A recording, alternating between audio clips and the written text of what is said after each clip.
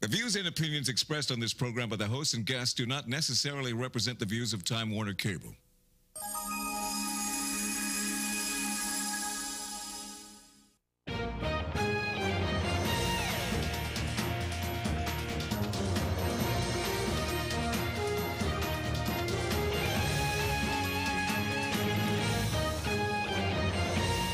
Hi folks, welcome to a special election edition of the World Report. I'm Scott Crowfoot. Chelene Nightingale is the American Independent Party's candidate for governor of California. Chelene is a lifelong Republican, but is quoted as saying, "I didn't leave the Republican Party left me." Tirelessly speaking to huge rallies up and down the state of California, Nightingale loudly addresses polarizing issues like unemployment, states' rights, taxation, illegal immigration, and a strict interpretation of the Constitution. Nightingale seems very comfortable cast as the Joan of Arc against big government, taxation, and illegal intrusion. Today we get to know more about the American Independent Party's 2010 candidate for governor, Chelene Nightingale. Chelene, welcome to the program. Well, thank you for having me. I appreciate it. First couple of questions. Number one, why are you running for governor? And number two, why should our audience have confidence in voting for you as the governor of California? Well, absolutely. First of all, I was asked to run for governor by the Constitution Party, and I accepted. I'm a frustrated voter. I've had it. I've had it with special interest. I've had it with our elected officials not listening to us. So I'm doing my civic duty by running. And why should people feel confident? Well, I am the candidate that is just like them. I am part of We the People. I've been a, Tea Partier activist for years, even before the Tea Party was in fashion.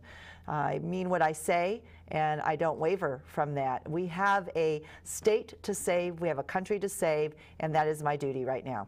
Okay, very good. Let's get right into it. Okay. Some of the biggest issues facing California right now, as we all know, unemployment and jobs. I think we're at 12.5% unemployment. 12.5%, but the underemployment rate is over 30%, and in some regions, like in the Central Valley, it's over 50%. So what would you do specifically as governor of California to create jobs and to get the economy back on track again? It's a great question, and there's an easy solution. It's called free market, sound money principles, limited government. Get government out of the way, and jobs will come back. What I mean by this, we in our state are the most overregulated state in the entire union. We need to deregulate. The other thing that we have is too high of taxes, which is chasing business out of our state. In fact, I just read a magazine, and there was a CEO, it was a business magazine, and the CEO said, "We don't like doing business in California because every conversation is adversarial." As a matter of fact, Rick Perry, the governor of Texas, knows that. He's been in our state campaigning to take business away. So when businesses leave, there go jobs. We also have the other problem, which I know I'm sure we'll talk about later, illegal immigration, which also for those that live in more lower skilled communities, they've lost jobs to that market as well. So we need to deregulate, lower our taxes to bring business back, and we need to secure our borders. And if we do those three things, I am confident that we'll be able to turn our state around. It's interesting that you brought up Texas because that was the state that I was using in comparison with California. Yes. And I noticed that the Pacific Research Institute has a report out that says the corporate income tax rate in Texas is 1%. Yes. In California, it's 8.9%. Yes. That's a huge difference for a large corporation that would employ potentially thousands of employees. Absolutely. In fact, on a business index, we are ranked 48th out of 50 states.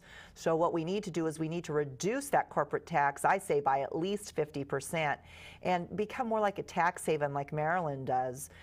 Maybe even having a transfer fee for at least a couple of years so that they will stay here. We don't want them coming and then leaving again. But we're in dire need to do something that is friendly to business, including small business. My husband and I are small business owners. We have a heating and air conditioning company. And I'll tell you, the startup fees, the license fees, they just add up. We are not a friendly state for startup businesses. If we start becoming friendly and have those types of conversations and reduce the tax, people will come back. But right now, you're absolutely right. Again, in this magazine I was reading, our corporations are going to Texas, they're going to Utah, and a couple of other states.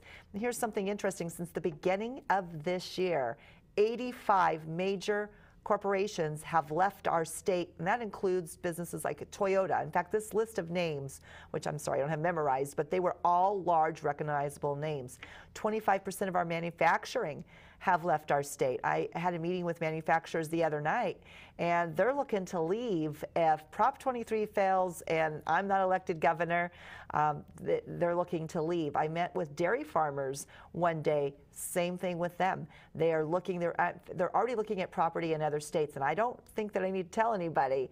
If the agriculture goes and the rest of our manufacturing leaves the state, so goes the state of California, so goes the rest of the nation. We're the 8th largest economy in the world. So the rest of the United States does rely on our resources and our economy here as well. It will collapse the United States. Now, the argument to that, to reducing the tax rate, is that you're going to lose tax revenue, which the state is facing a huge budget mess and a gap of, I think it's $52 million a day, or it's $19 billion. What would you do to try and bridge that gap? Well, here's the deal. The Founding Fathers had it right. Right now, what we've done is we're overspending and overtaxing. Look where our economy is. You bring the taxes down, it allows people to spend more money. There's more revenue that happens in the state, more businesses come back. That is why capitalism works. And so if we reduce it, the spending, the revenue will come back, and that will counter the argument that the other side likes to use. What about the budget? The budget, year after year after year, we go through the exact same scenario. Absolutely. We can't get a budget passed. What do you think would be some of the common sense moves you could make as governor to actually change the budget situation? Well, first of all, and I can't believe a governor has not done this, we need to take the books out of the legislature's hand and audit it. We need to have our administration audit those books and find all the wasteful spending that is occurring. You know, when the legislature is balancing the budget, they're making deals. There's hands being shaken, there's, you know, money, you know. The reason why it doesn't ever get aligned is because they're too busy making deals instead of actually doing the budget that they need to do for us. So take the books, audit it, get rid of the wasteful spending, again, reducing regulations, and for future spending, we actually have to reduce the time our legislature is meeting. And that's why I advocate a part-time legislature that will reduce the special interest lobbyists going in there, making deals, spending our money. How would you get the legislature to go along with something that goes against their best interest? Well, you know what? The governor is the one who makes the rule about the legislature. I'm just telling them they're going part-time and reminding them, you don't work for me, you don't work for the lobbyists, you work for the people. And if you want to keep your job, you better start working for them. Look, I like term limits, and part of the reason I like term limits is so that they don't end up as career politicians having better interests for lobbyists than they do for the people. Chelene, we only have 1 minute left in this segment. Okay.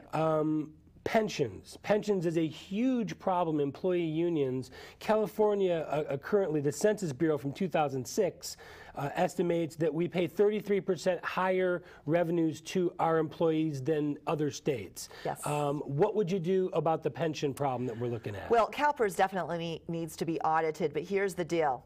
The private sector, the public sector needs to match the private sector. You and I in the private sector, we retire at the age of 65, 67. The same thing needs to happen in the public sector, and I believe that will help. I think Bill California should be a wake-up call for not just every Californian, but everybody across this country of what happens and the abuse that happens with the pension system. We need to take a brief time out. You're watching a special election edition of the World Report. Today we're talking with Chelene Nightingale, the independent party candidate for governor of California. Stick around. We'll find out more about Chelene Nightingale when we return. If you'd like to email us about comments regarding this show or any others, just log on to our website, theworldreport.org. We'll be right back.